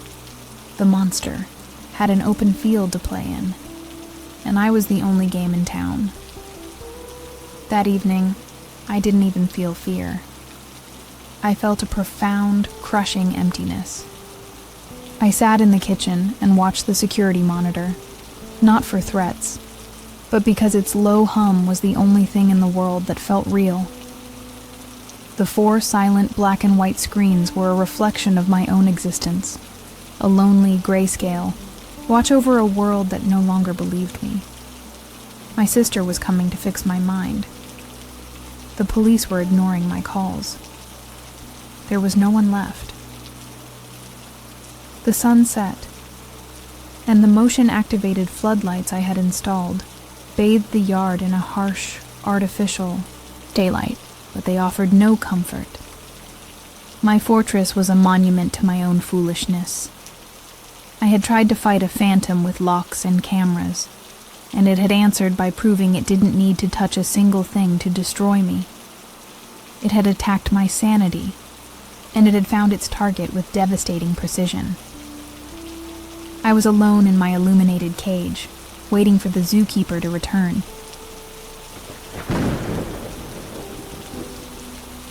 Defeat is a quiet, hollow thing. After the deputies left, a heavy blanket of apathy settled over me, smothering the sharp edges of my fear. I stopped watching the monitor. I stopped checking the locks. What was the point? My defenses were a joke. My pleas for help were dismissed as madness. The entity had played its game, and it had won. I drifted through the next 24 hours in a fog of resignation, waiting for the next move, whatever it might be. I was too exhausted to be scared anymore. That night, I fell asleep on the couch in the living room, the television murmuring softly in the background, a pathetic attempt to fill the house with a human presence.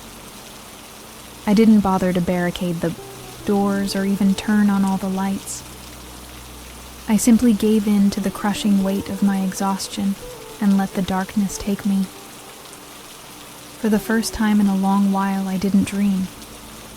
I fell into a deep, bottomless pit of sleep, a black and empty void. Woke up suddenly, not to a sound, but to a change in the atmosphere of the house. The air felt different, colder, heavier. The low murmur of the television had been silenced. A profound, listening stillness had replaced it. My eyes snapped open, every nerve ending suddenly on high alert. The apathy was gone, replaced by a surge of pure, ice-cold adrenaline. It was here. It was inside the house with me. I didn't know how I knew, but it was a certainty that resonated in my very bones. I lay perfectly still on the couch, straining my ears to hear over the frantic pounding of my own heart. I could hear nothing. No footsteps, no breathing, no scraping sounds. Just an oppressive, absolute silence. My eyes darted around the moonlit living room. The front door was still closed. The heavy dresser I had left near it was unmoved. Nothing seemed out of place, yet the feeling of a hostile presence was overwhelming, a suffocating pressure in the air. Slowly, I pushed myself into a sitting position. My whole body was trembling. The greatest fear was not knowing where it was. Was it behind the couch? Standing in the dark hallway that led to the bedrooms? Was it watching me from the shadows of the kitchen? I felt like a small animal that had just realized the predator was already inside its burrow. The fight was no longer at the perimeter. It was here, in the heart of my home. My gaze fell on the hallway. The door to my bedroom, which I distinctly remembered closing before I collapsed on the couch, was now slightly ajar. A thin, black sliver of deeper darkness beckoned from the end of the hall. The sight of that open door was more terrifying than any sound could have been. It was a quiet, deliberate statement. It was an invitation. It was a sign that the most private space in my home had been visited. I had to see. The need to know, as self-destructive as it was, overruled the instinct to flee. I slid off the couch and onto the floor, grabbing the heavy iron fireplace poker that I had left lying on the hearth. It felt cold and useless in my hand. I began to crawl toward the hallway, my movements agonizingly slow. The old wooden floorboard seemed to cry out in protest under my weight, each creak and groan a betrayal of my position. The journey down the short hallway felt like a trek across a barren, hostile planet. My eyes were fixed on the sliver of darkness. That was my open bedroom door. With every foot I covered, the feeling of being watched intensified. The air grew colder, thick with a malevolent energy. I was moving toward the epicenter of the violation, the place where the entity had left its mark. I wasn't sure what I would find, but I knew it would be the end of some fundamental part of me. I reached the doorway and paused, my heart hammering, so hard I thought it would burst. I could see a slice of my room, bathed in the pale moonlight filtering through the barred window. The bed was visible, the covers still rumpled from the last time I had slept in it. Everything looked normal. For a fleeting, insane moment, I thought I had imagined it all. Then I pushed the door open the rest of the way and saw what was waiting for me. On the center of my pillow, placed with a neat, almost artistic precision, was the Scarecrow's hat. It was the old, tattered straw hat that had crowned its burlap head, the one I had seen from a distance 100 times. It sat there on the pristine white of my pillowcase, looking grotesquely out of place. It was a piece of the field, a piece of the monster, brought into the most intimate, vulnerable space of my life. It was a flag planted on conquered territory. I didn't scream. The sound was trapped in my throat. a solid, jagged stone of pure terror.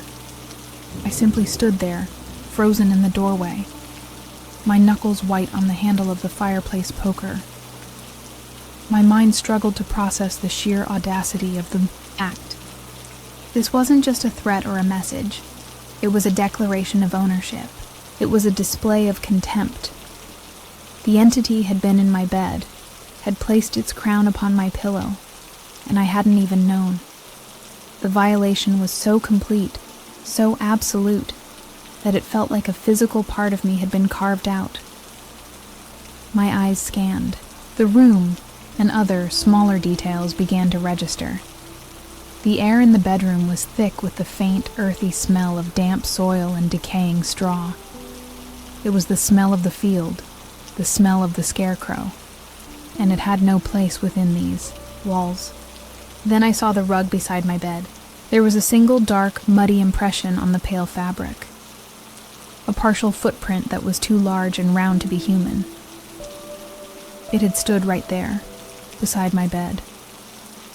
The thought of it standing there in the darkness, a silent, looming figure just feet from where I would normally be sleeping, made my stomach heave. It had watched me on the couch.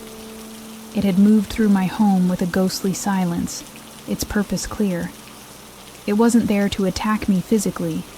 It was there to desecrate my sanity, to peel back the final layer of my perceived safety, and show me the squirming, helpless thing I had become. It was an act of supreme psychological warfare. I backed away from the bedroom slowly, one step at a time, my eyes never leaving the hat on the pillow. I didn't dare touch it. It felt like a sacred artifact in some profane ritual, and to move, it would be to acknowledge my part in the ceremony. I pulled the bedroom door shut with a soft, final click, sealing the violation inside. But I knew it wasn't contained. The contamination was now in the air, in my mind, in every shadow of the house. I stumbled back into the living room and collapsed onto the floor, the fireplace poker clattering uselessly beside me. The strength evaporated from my limbs, leaving me a boneless, trembling heap. The game was over. I had lost. There were no more defenses to build, no more people to call, no more hope to cling to. My home was not my own. My life was a stage for a monster's amusement, and I was the only actor. The despair was a physical presence, a black, suffocating weight that crushed the very air from my lungs. There was nowhere to run. Selling the house was a laughable thought. Who would buy it? And even if I could leave, I knew with a chilling certainty that it wouldn't matter. This thing was not tied to the house. It was tied to me. It had chosen me. It had invested time and effort in this cruel, intricate game. It would not simply let me walk away. Its victory wouldn't be complete until I was utterly, irrevocably broken. I understood then the true nature of the horror. It wasn't about a physical threat. It was about the complete erosion of reality. It was about taking a person's safe, predictable world and twisting it into a nightmare landscape where nothing was certain and everything was a threat. It had taken my home, my peace, my past, and now my sanity. It had stripped me of everything, leaving me naked and exposed in the center of its terrifying playground. The sun began to rise, its cheerful golden light spilling into the room and illuminating my pathetic broken form on the floor. The light brought no comfort. It only served to highlight the horrors of the night. My bedroom door remained closed, a silent monument to my defeat. The hat was still in there, on my pillow, a permanent stain on my life. I knew I could never sleep in that bed again. I could never feel safe in this house again. I stayed on the floor for hours, lost in a sea of silent, hopeless terror. The outside world, with its logic and its rules, felt a million miles away. Here, in this house, the only rule was the whim of the silent thing that walked from the corn. It had proven its total control. It had shown me that locks were meaningless, that walls were no obstacle. It could get to me whenever it wanted, wherever I was.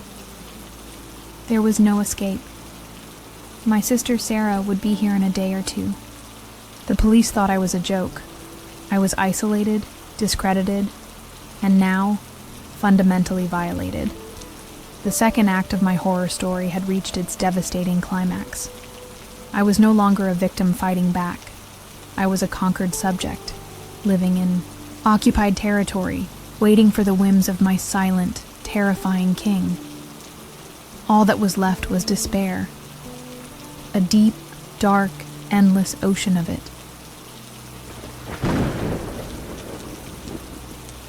For a full day, I remained on the floor, a hollowed-out shell of a person. The despair was a physical landscape, and I was lost in its bleak, featureless terrain. But as the second dawn since the violation approached, a new thought pierced through the fog. Sarah, my sister, was coming.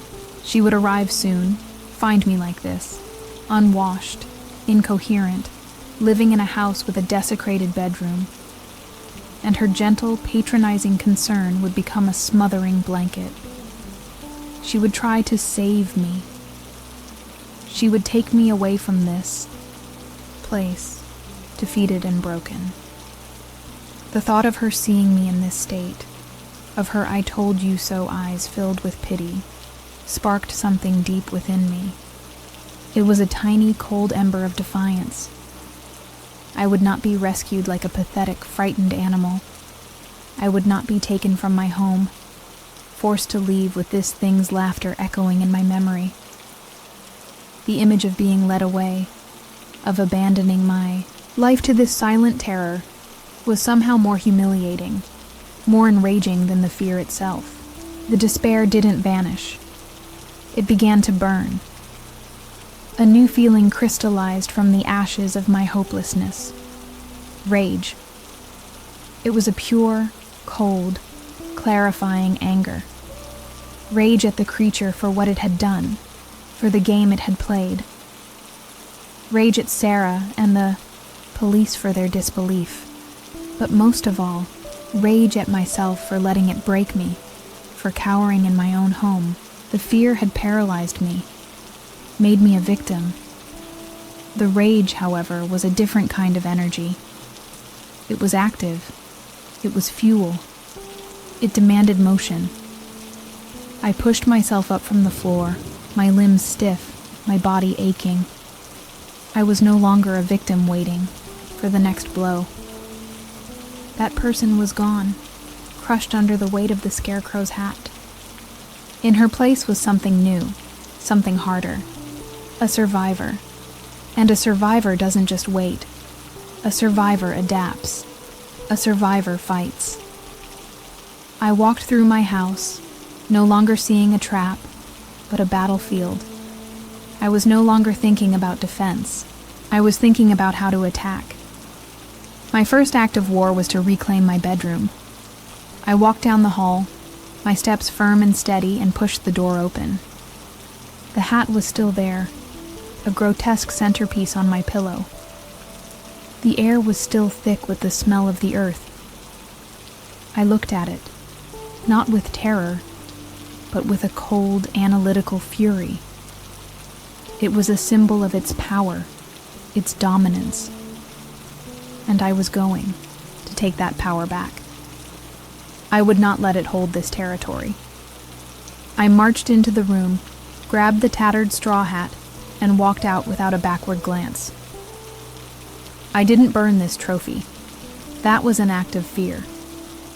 This time, I took it to the kitchen garbage can and shoved it deep under coffee grounds and food scraps, an act of pure, dismissive contempt. You are not a god, I thought. my hands clenched into fists. You are not a king. You are just a thing, and I am going to put you back in the dirt where you belong. With that single act of defiance, the psychological dynamic shifted. I was no longer reacting to its moves. I was planning my own. I went to the kitchen monitor, my mind clear for the first time in weeks. I wasn't looking for threats anymore. I was studying my enemy. I began to analyze its behavior not as a series of terrifying events, but as a pattern. It was intelligent. It was patient. It used psychological tactics over brute force. And, most importantly, it was physical. It left tracks. It left straw. It could be fought. I spent the rest of the day in a state of intense, focused activity. I ate a proper meal, fueling my body for the fight ahead. I cleaned the house, scrubbing away the feeling of violation, reclaiming my space with soap and water and sheer force of will. I was erasing the scent of the monster and replacing it with my own. The house was my territory, and I would make it an inhospitable environment for anything but me. The fear was still there, a cold knot in my stomach, but the rage was stronger. Began to think like a hunter. What did I know? It came from the cornfield. It avoided direct observation when it could, using storms or camera outages as cover. It was drawn to my personal, sentimental items. This last detail was the most interesting. It suggested a kind of emotional parasitism, a need to feed on my memories and my fear. Perhaps that was its weakness. My fear gave it power. My terror was its objective. So I decided I would stop being afraid. Or at least, I would stop showing it. The game had to change. I would no longer be the frightened mouse. From now on, I would be the bait in my own trap. I would lure it in, but on my terms. The thought was terrifying, a deliberate walk into the lion's den, but it was also exhilarating. For the first time, I felt a sliver of power. I had a purpose, again, beyond just surviving the night. I had a plan. My first strategic decision was to reverse my behavior. For weeks I had been hiding, drawing curtains, avoiding the windows. Now I did the opposite. I threw every curtain in the house open. I turned on the porch lights at night, not to scare things away, but to better observe the yard. I wanted it to know I was watching. I wanted it to know I was no longer afraid to look. The psychological game had been one-sided for too long. It was time to show my opponent that I was still a player on the board. The fireplace poker felt too defensive, too clumsy. I went into the old barn, a place I had barely touched since moving in, and searched through the collection of rusty tools left by the previous owners. My hands closed around the handle of a long, heavy-duty hay hook. It was a wicked-looking thing, a sharp, curved piece of steel designed for stabbing and pulling. It felt balanced in my hand, an extension of my own cold anger. It was a tool of aggression, not defense. This would be my weapon. I began to prepare the battlefield. The house was too cramped, too full of places for it to hide. The open yard was too exposed. But the barn was perfect. It was a large, enclosed space with a single main entrance and a hayloft for a potential vantage point. I spent hours clearing it out, sweeping away decades of dust and debris, arranging old farming equipment to create choke points and obstacles. I was turning the barn into my own personal arena, a place where a confrontation could happen on my terms. Then I had to deal with Sarah. Her impending visit was a complication I couldn't afford. I needed to be alone for this. I needed to focus. I called her back, my voice carefully modulated to sound calm and slightly embarrassed. I told her I had been under immense stress, that I had let my imagination run away with me. I apologized for scaring her. "I'm feeling much better now," I lied, the words tasting like ash in my mouth. "I just need some time to myself to get grounded." Again, "Please don't come out this weekend." She was hesitant, but my calm, rational tone must have been convincing. "Are you sure, Alara? I'm still worried about you," I reassured her, promising I would call her every day. I told her I was going to see a doctor in town. The lies came easily, a necessary camouflage for my true intentions. She finally, reluctantly, agreed.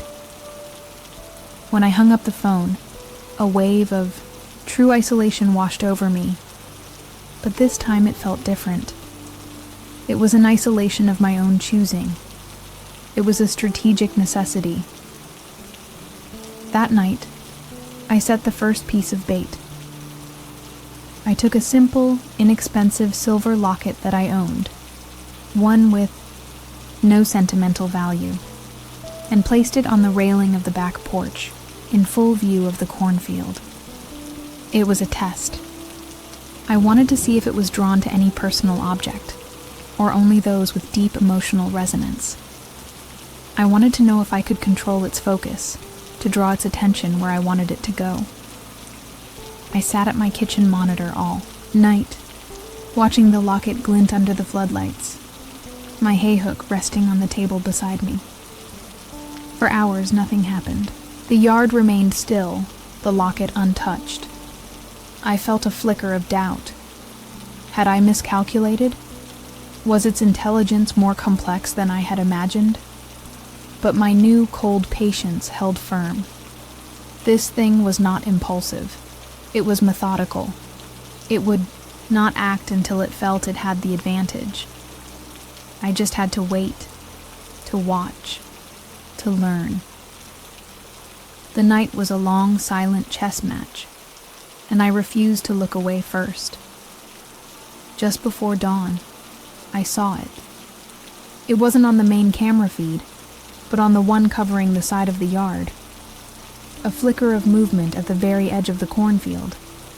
It was a tall, unnaturally thin shadow that detached itself from the rows of corn, moved with a slow swaying gait for just a few feet, and then melted back into the dense stalks. It was brief, only a few seconds, but it was there. It was watching the house. It was considering the bait. A jolt of terrifying vindication shot through me. My theory was right. I could draw it out. I could manipulate its attention. The sight of it, even as a fleeting shadow, filled me with a primal dread. But my resolve did not waver. I had seen my enemy, and it had not seen me see it. For the first time, I had a piece of information that it didn't know I possessed. The balance of power had shifted, even if only by a fraction of an inch. The sun rose, and the locket was still on the porch railing, untouched. But I knew it had been considered. The entity had shown its hand. It was cautious. It was considering my change in behavior, the open curtains, the bright lights. It was reevaluating its prey. And that was exactly what I wanted. I was no longer the terrified mouse. I was something new, something dangerous. I was the bait that bites back, and I would spend every waking moment preparing my trap. My plan required more than just weapons and bravado. It required intelligence. I needed to understand my enemy's terrain, as well as it seemed to understand mine. If it could hide in the cornfield, where else could it go? My mind kept returning to the barn. I had swept the main floor, but I hadn't dared to explore the storm cellar beneath it. The heavy wooden doors were set flat into the floor, swollen with damp and covered in cobwebs. It was the one place on the property I had actively avoided. A dark, forgotten place. A perfect hiding spot. With my hay hook in one hand and a powerful flashlight in the other, I pried open the cellar doors. The hinges groaned in protest, a sound like a tortured scream. A wave of cold, musty air washed over me, thick with the smell of damp earth, mildew, and something else, something faintly acrid, like old rot. I shone my flashlight down into the darkness. A set of steep stone steps descended into blackness. If I was going to turn the barn into a trap, I had to know every inch of it, including its rotten heart. The descent was unnerving. The stone steps were slick with moisture, and the air grew colder and thicker with each step. The cellar was small, with stone walls and a hard-packed dirt floor. It was mostly empty, save for some rotting wooden shelves, and a collection of old glass jars, their contents long since turned to black sludge. My flashlight beam cut through the oppressive darkness, dancing over the damp stone and ancient cobwebs. It felt like a tomb, a place where things came to die and be forgotten. I methodically searched the small space, tapping the walls, checking the corners, ensuring there were no hidden recesses where something could lurk. It seemed empty, a dead end.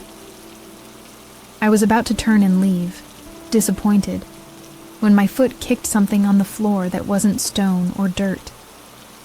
I aimed my flashlight down. It was a single loose floorboard, slightly warped and out of place compared to the hard-packed earth around it. It was tucked away under the rotting remains of the lowest shelf, almost completely hidden. My heart began to beat a little faster. It looked deliberate, a hiding place. I knelt, wedged the tip of the hay hook under the edge of the board, and pried it up. It came away with a splintering groan, revealing a small, hollowed-out space beneath. It wasn't a tunnel or a passage. It was a small, dry cavity, carefully lined with oilcloth. And resting inside was a single object, a thick, leather-bound journal, its cover stained and warped with age and damp. My hands trembled as I lifted it out. It was heavy, its pages swollen and fragile. It felt ancient. There was no name on the cover, no identifying marks. I sat down on the cold stone steps, the flashlight beam propped up to illuminate the space, and opened it. The first page was dated 60 years ago. The handwriting was an elegant, looping script at first, but as I turned the pages, it grew frantic, jagged, almost illegible, a testament to a mind slowly coming apart at the seams. The journal belonged to a man named Alistair Finch, the original owner of the farm. He wrote of his dreams for the land, his love for his wife, the peace he found in the rustling corn. It was my own story, echoed back at me from across the decades. Then, the entries began to change. He wrote of an unease, a feeling of being watched from the field. He mentioned the Scarecrow, which he had built with his own hands to protect his crops, and how it seemed to look at the house differently now. My blood ran cold. I was reading a ghost story where I was the main character. Alistair described the Scarecrow's head tilting.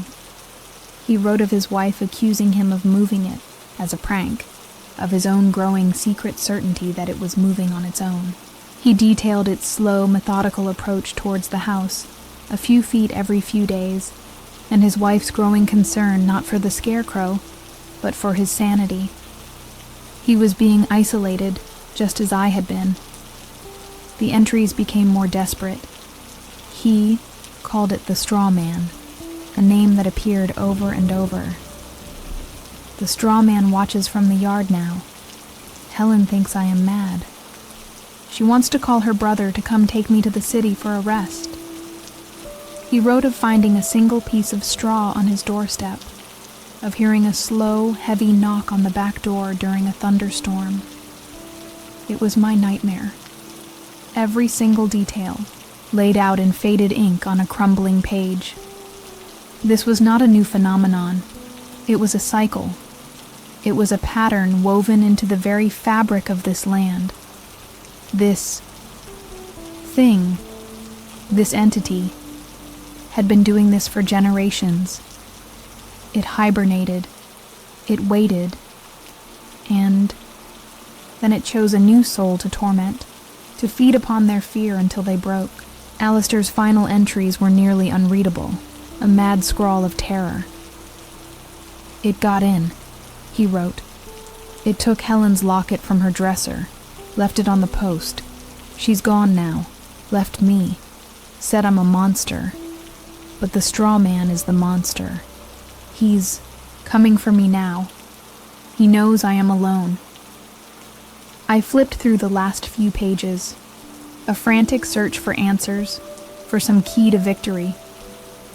The writing was barely coherent, a testament to a mind shattered by isolation and fear. But then I found it, a single lucid sentence buried in a page of terrified ramblings. "It does not like the fire," Alistair had written. "When I carry the lantern to the barn, the shadow in the corn recedes. It fears the flame." It was the only mention of a weakness, a tiny chink in the monster's seemingly impenetrable armor. The very last entry was written on a fresh page, the script suddenly clear and steady, a terrifying calm after the storm of his madness. "The sun is setting. I hear it moving in the yard. It has taken enough. I have filled the old sprayer with kerosene. I will not let it break me as it broke my Helen. I will meet it in the barn. I will give it the fire it fears." The entry ended there. The rest of the journal was empty. I knew with a sickening certainty that Alistair had not walked out of that barn. A profound, chilling vindication washed through me. I was not insane. My terror was real, validated by the ghost of a man 60 years gone. But that validation was a cold comfort. I was not the first to fight this war, and the last soldier had not survived. The entity wasn't just a monster. It was a tradition, a fixture of this land, and its single-minded purpose was to find a new soul and systematically grind it into dust. The cycle would only end with my destruction or its... I closed the journal, my decision made. Alistair's final, desperate act was not a warning. It was a blueprint. He had the right idea. He knew the battlefield, and he knew the weapon. His mistake, I realized, was one of defense. He had waited for it to come to him. I would not make the same error. I would not wait for the siege. I would force the battle. I would set the stage so completely that it would have no choice but to walk into my trap. I left the journal in its hiding place and climbed out of the cold, damp cellar, emerging into the light of the main barn. The space no longer felt like a potential arena. It felt like a sacred duty.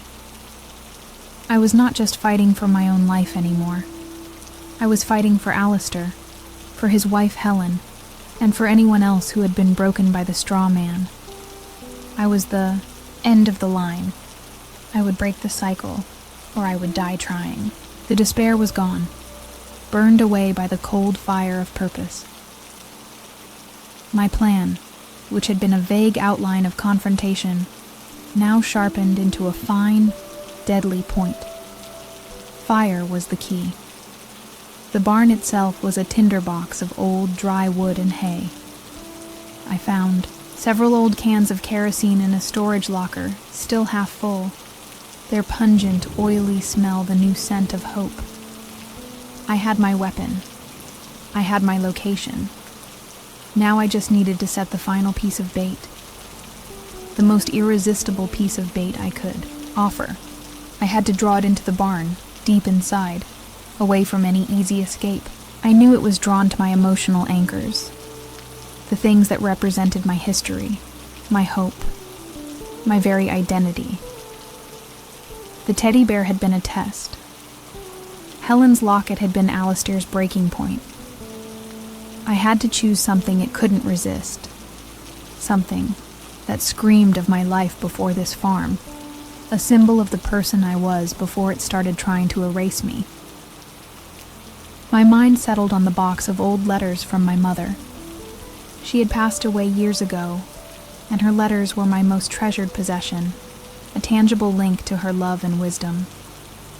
The thought of using them, of putting them in harm's way, was agonizing, but it was that very emotional weight that would make them the perfect lure.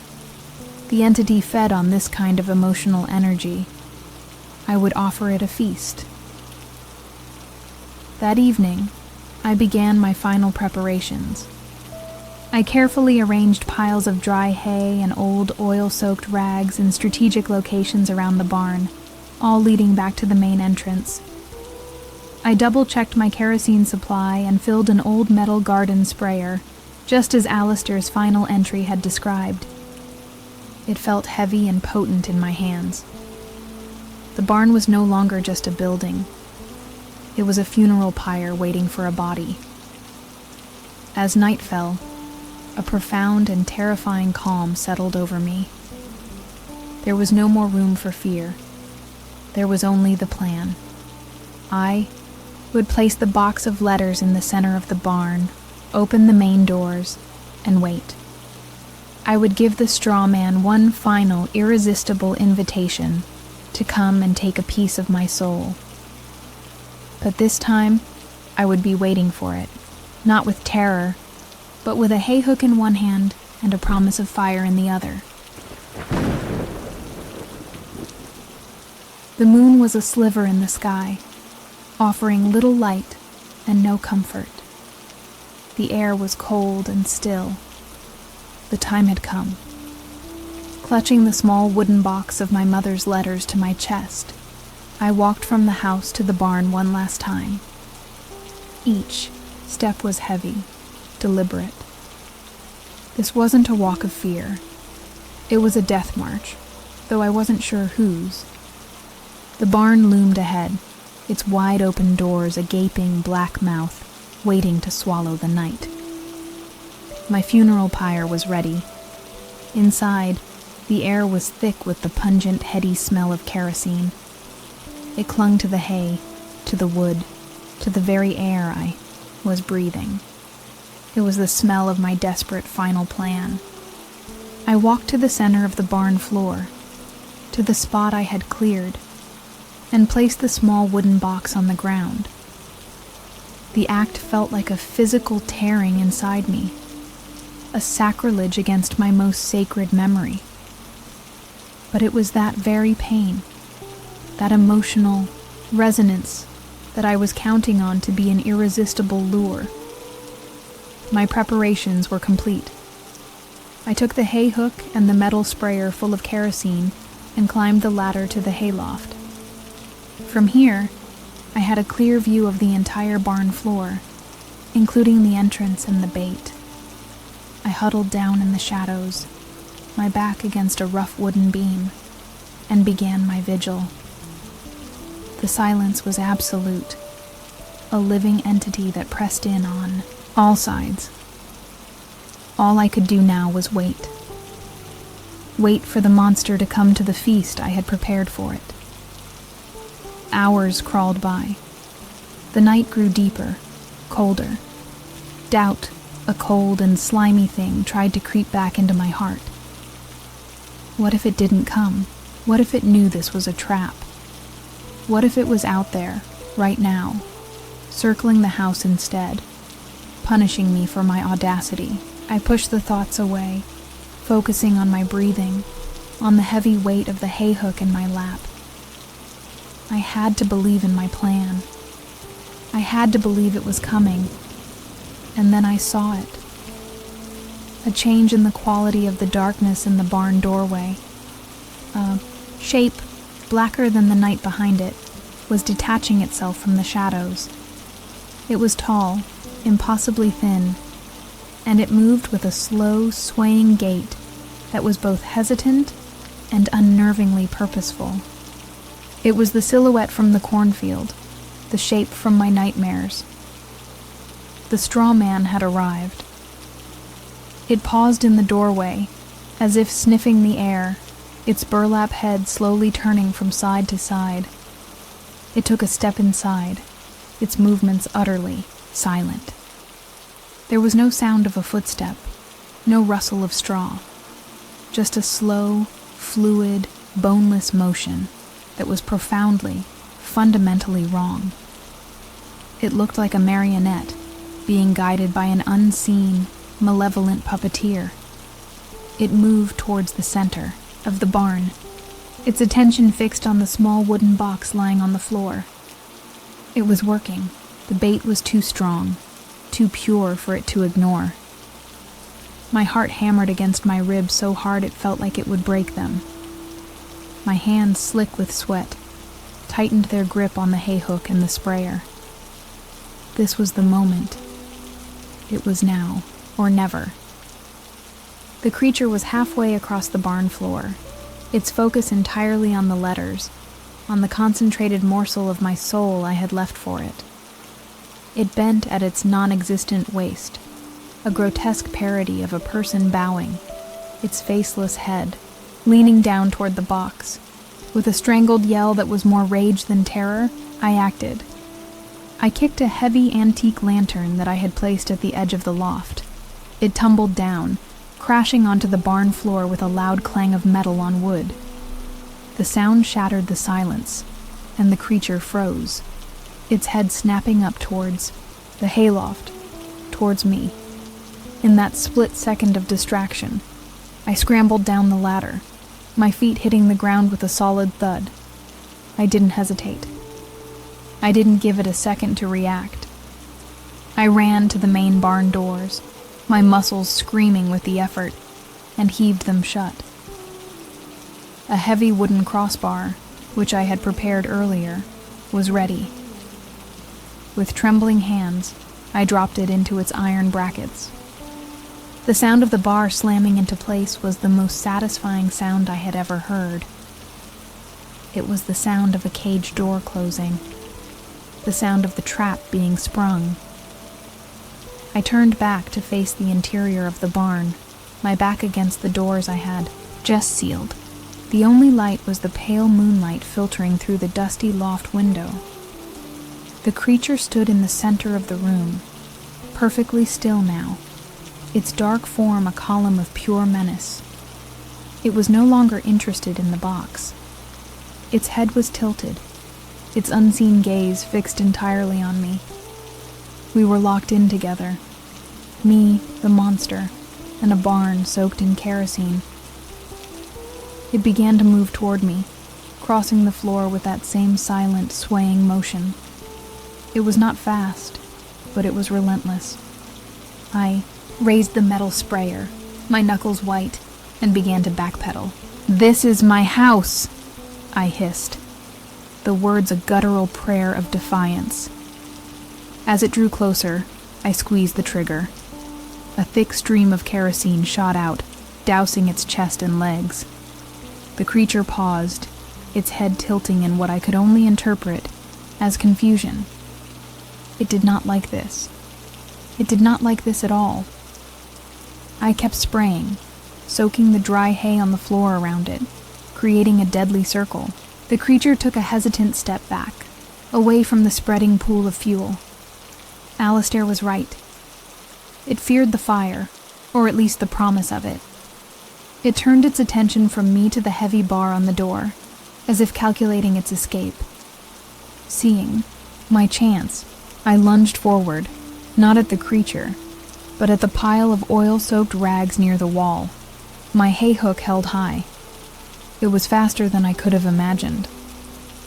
As I ran, it changed direction, a blur of motion in the darkness, and met me halfway. A spindly stick-like arm shot out and knocked the sprayer from my hand. The other arm swung, and a splintery wooden hand caught me across the face, sending me sprawling to the ground. The pain was sharp, electric. I landed hard, the hay hook clattering against an old metal bucket on the floor. A shower of sparks erupted in the darkness. The world seemed to hold its breath for a single, infinite second. Then, with a soft whoosh that rapidly became a deafening roar, the kerosene-soaked hay ignited. A wall of flame erupted between me and the creature, painting the entire barn in a flickering, hellish light. For the first time I saw it clearly. It was a thing of wood and wire, and tightly bound straw, animated by some impossible, malevolent force. Its button eyes seemed to suck in the light, 2 points of absolute blackness in a face of fire. The creature did not scream. As the flames climbed its body, it began to writhe, to twitch, its silent, jerky movements becoming more frantic and violent. It was a pillar of fire, a dancing, silent effigy of pure agony. It stumbled around the barn, setting everything it touched ablaze. The heat was immense, a physical blow that scorched my skin and stole the air from my lungs. The entire structure was turning into an inferno. I scrambled backwards, away from the heat, my mind numb with shock and terror. The burning creature, in its final silent throes, turned away from me and threw itself against the back wall of the barn. The old rotting wood splintered and gave way. The thing stumbled out into the night, a horrifying torch lighting up the yard, and collapsed into the dense, dry stalks of the cornfield. The fire spread instantly, the corn going up in a wave of crackling flame. Gasping for air, I crawled to the main doors, my body screaming in protest, and managed to lift the heavy crossbar.